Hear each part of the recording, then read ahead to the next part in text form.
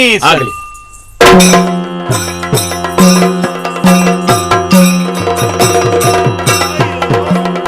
ಛತ್ರಕಂಡನವಾದೊಡೆ ಹೊತ್ತ ಮಗುಡವು ಭಂಗವಾದುದು. ಮತ್ತೆ ಸಂಧಾನಕ್ಕೆ ಕಪಿಯನು ಕಳುಹಿದ ಅವಮಾನ ಚಿತ್ತವನು ಕಲಕಿರಲು.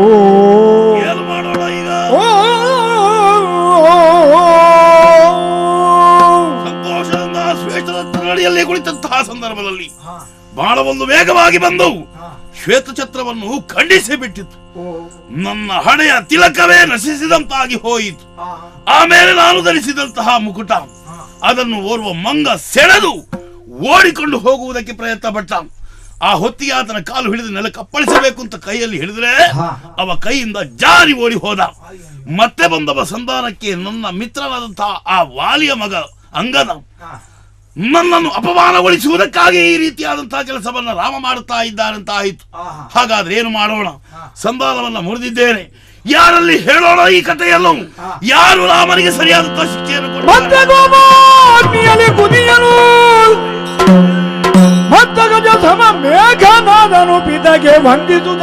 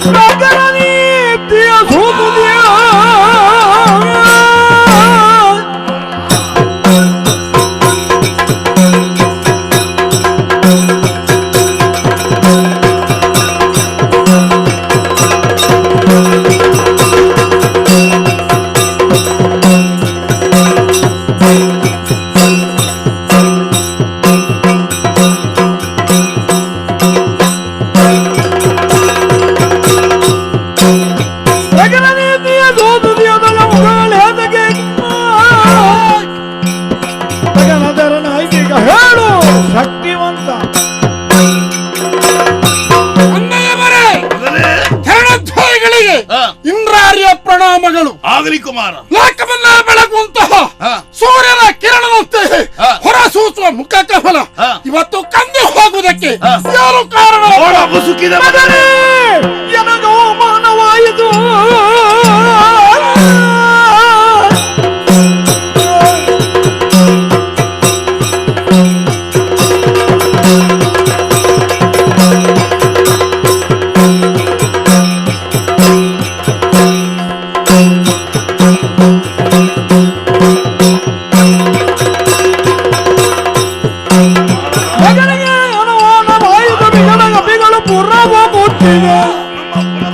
ಬಗೆಯಲ್ಲಿ ಅಮೃತ ಬೇಗ ಹಗೆಗಳನ್ನು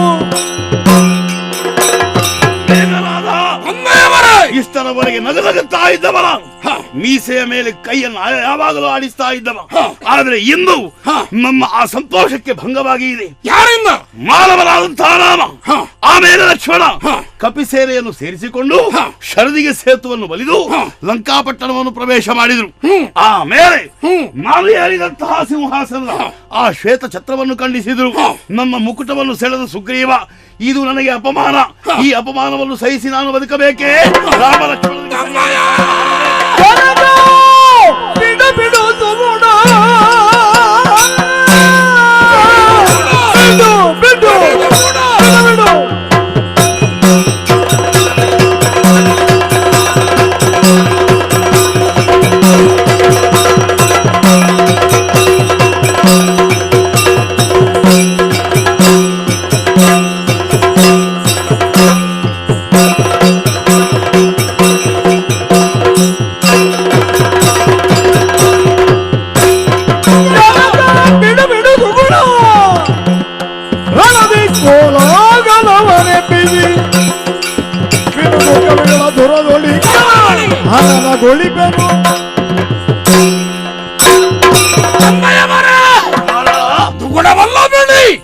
ನನಗೊಂದು ಅಪ್ಪಣೆ ಕೊಡಬೇಕು.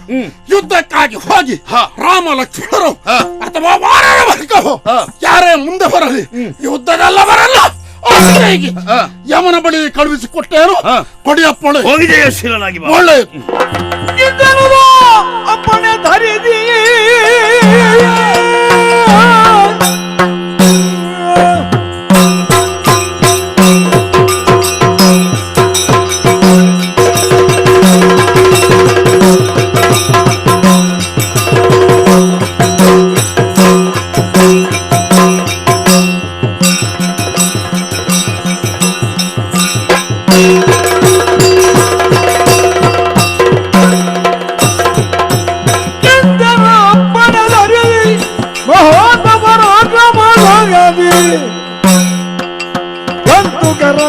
ಬರಲು ಕವಿ ಸಂತದಿಲ್ಲರ ಗುರುವಾಗಿರಲು ಅಪ್ಪಣೆ ಹೊಂದಿದೆ. ಶಸ್ತ್ರಾಸ್ತ್ರಗಳನ್ನು ಕೈಯಲ್ಲಿ ಧಾರಣೆ ಮಾಡಿಕೊಂಡೆ ನಮ್ಮ ವೈರಿ ಸೇನೆ ಯಾವ ಕಡೆಯಲ್ಲಿದೆ ರಥ ಹರಿಸ್ತೀರ ಮುಂದೆ.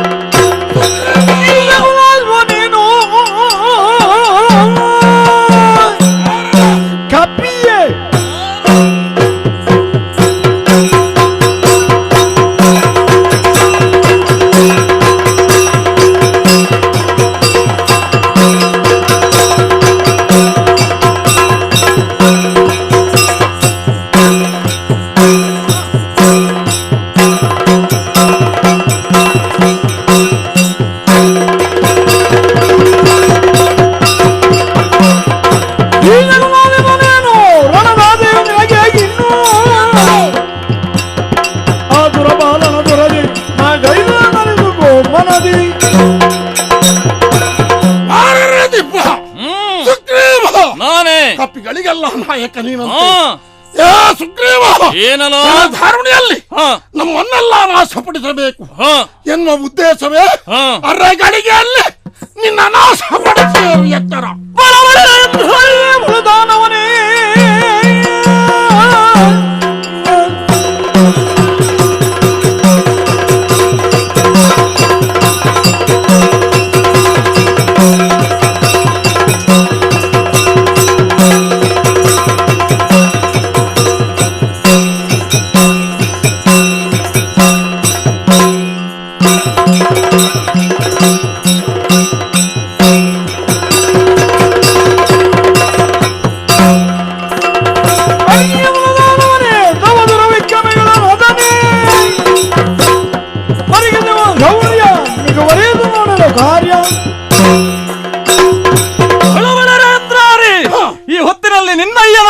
ಸೇರಿಕೊಂಡು ನೀನು ಬಂದವನು. ಆ ಪರಸ್ತ್ರೀಯನ್ನು ಅಪಹರಿಸಿದಂತಹ ರಾವಣನ ಸುಕುಮಾರವಾಗಿ ಗೌರವನ್ನೇ ನೀನು ನಿರೀಕ್ಷಿಸ್ತೀಯ ಎಂದಾದ್ರೆ ಕೀಶಕುಲಾಧಿಪರಾಗಿ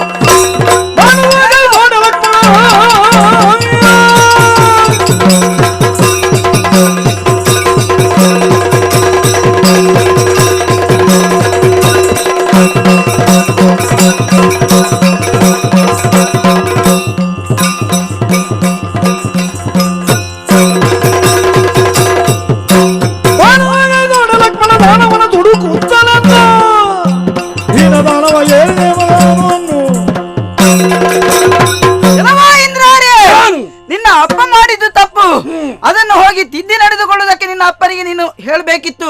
ಅದು ಹೊರತು ಆತನಂತೆ ಮುಂದುವರಿಯುತ್ತಾ ಇದೆಯಲ್ಲ, ನಿನ್ನನ್ನೀಗಲೇ ಶಕ್ತಾರಿ ರಾಮನ ಅನುಜ ಫಲರೇ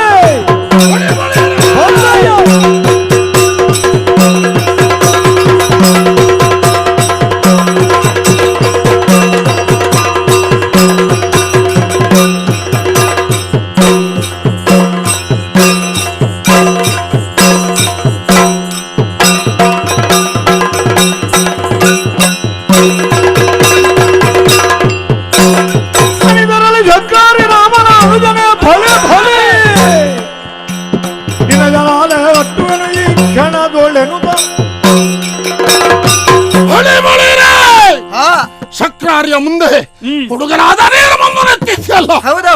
ಎಲ್ಲ ರಾಮಾನುಜ ಏನು ಲಕ್ಷ್ಮಣ, ಹಾ. ಈ ಪ್ರಕರಣ ಇಷ್ಟು ಬೆಳೆಯುವುದಕ್ಕೆ ಕಾರಣ ನೀರೇ.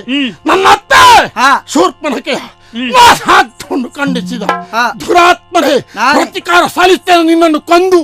ನೋಡೋಣ.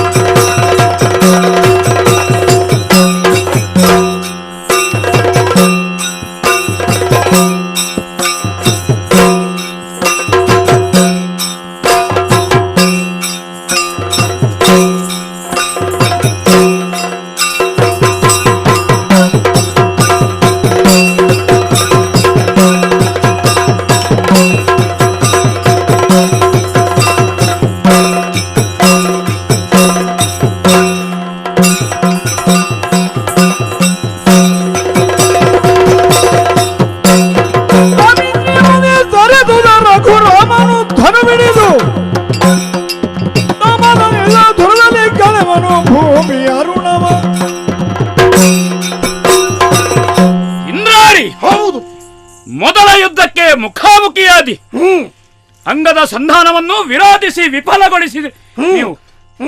ಸುಗ್ರೀವನೋ ಸೌಮಿತ್ರಿಯೋ ಯುದ್ಧದಲ್ಲಿ ಕೈ ಚೆಲ್ಲಿದ್ದಾರೆ. ರಾಮ ಅಸಹಾಯಕ ಅಂತ ತಿಳ್ಕೊಳ್ಳುವುದು ಬೇಡ. ನಾನು ಬಂದದ್ದು ನನ್ನ ಮಡದಿಯ ಬಿಡುಗಡೆಗಾಗಿ, ವಿಭೀಷಣನನ್ನು ಕೂಡಿಕೊಳ್ಳಿ ಹೇಳುವುದಕ್ಕೆ ಬೇಕಾಗಿ. ಸಹೋದರಿಯನ್ನು ಹೇಗೆ ಕಂಡಿದ್ದೇನೆ ಅಂತ ತಿಳ್ಕೊಳ್ಳಿ ನೀವು. ಭರತನ ಪ್ರಕರಣ ಇರಬಹುದು, ನಿಮಗೆ ವೇದ್ಯವಾಗದೆ ಹೋಯಿತು. ಯಾಗ ಪರಂಪರೆಯನ್ನೇ ಕೈಗೊಂಡಿ ಅಶ್ವಮೇಧ, ರಾಜಸೂಯ, ಬಹುಸುವರ್ಣಕ, ಜ್ಯೋತಿಷ್ಠೋಮಾದಿ ಯಾಗ ಸಪ್ತಕವನ್ನೇ ಮಾಡಿ ನೀವು ಲಂಕೆಯಲ್ಲಿ ಮಾಡಿದ ಸಾಧನೆ ನಗಣ್ಯವೇನೂ ಅಲ್ಲ. ಇಂದ್ರಾರಿ, ಈ ಸದ್ಬುದ್ಧಿ ನಿನಗುಂಟು ಅಂತಾದ್ರೆ ನಿನ್ನ ಅಯ್ಯನನ್ನು ತಿದ್ದಿ ಸೀತೆಯ ಬಂಧನ ವಿಮೋಚನೆಯನ್ನು ಮಾಡಿದರೆ ಬಂದ ಸೇನೆ ಹಿಂದೆ ಹೋದೀತು ಜತನ. ರಾಜ್ಯದ ಲಾರದ ಭಂಡನೆ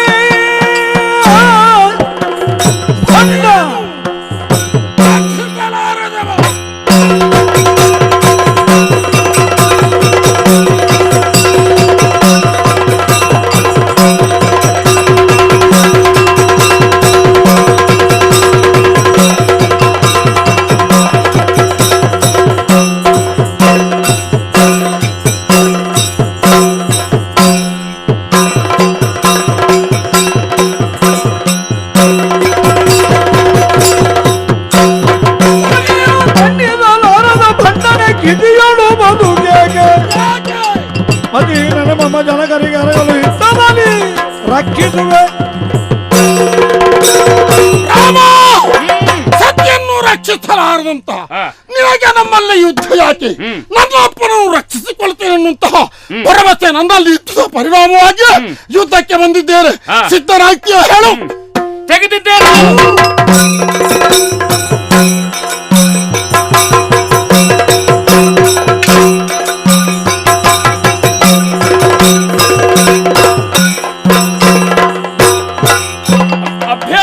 ಹೋಯಿತು ರಾಕ್ಷಸರಿಗೆ. ಮುಖಾಮುಖಿಯಾಗುವುದು, ಬೆನ್ನು ತೋರಿಸುವುದು. ವಸಿಷ್ಠ ವಿಶ್ವಾಮಿತ್ರರ ಶಿಷ್ಯನ ಹೆಸರು ಹೇಳಿಕೊಂಡು ಬದುಕಲಿ ನೋಡೋಣ.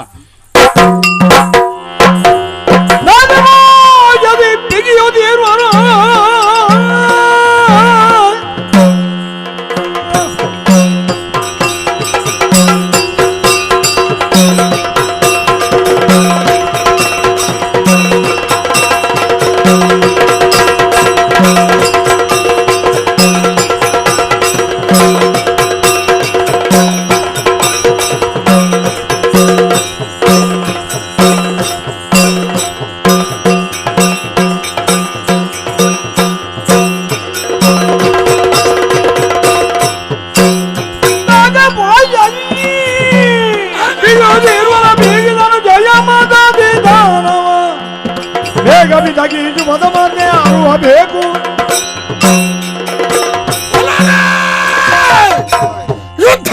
ಸಮಯದಲ್ಲಿ ದೇಹ ಸಾಮರ್ಥ್ಯ ಸಾಲದು ಎನ್ನುವುದನ್ನು ಅರ್ಥವಿಸುವಂತಹ ನಾನು ನಾಗಾಭರಣ ಶಿವನನ್ನು ಆರಾಧಿಸಿದೆ, ಮನವೆತ್ತಿಸಿದೆ. ವೈರಿಗಳನ್ನು ಗೆಲ್ಲುವುದಕ್ಕಾಗಿ ಈ ಕ್ಷಣವೇ ನಾಗಾಸ್ತ್ರ ಕೊಟ್ಟಿದ್ದಾರೆ. ಈ ಅಸ್ತ್ರವನ್ನು ರಾಮ ಸೇನೆಯ ಮೇಲೆ ಉಪಯೋಗಿಸುತ್ತೇನೆ.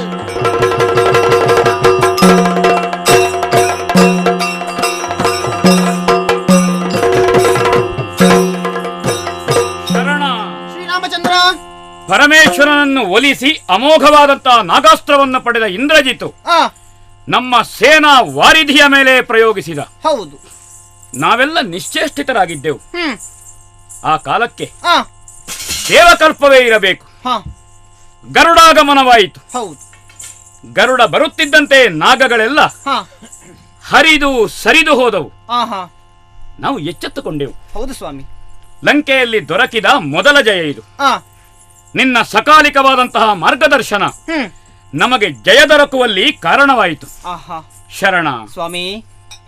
ಈ ಸಂತದ ಸುದ್ದಿಯನ್ನು ಹ್ಮ್, ಅರುಹಬೇಕು ತಾನೆ. ಹೌದು, ಕಪಿಗಳು ಉಘೆ ಎಂಬ ಧ್ವನಿಯೊಂದಿಗೆ ರಾಮನಿಗೆ ಜಯವಾಗಲಿ ಅಂತ ಧ್ವನಿಸುತ್ತಿದ್ದಾರೆ. ಆಹಾ, ಅದು ಹ್ಮ್, ಬಿಡದಿಯ ಕಡೆಗೆ ಆ, ನಡೆಯೋಣ ಬಾ. ಆದಿ.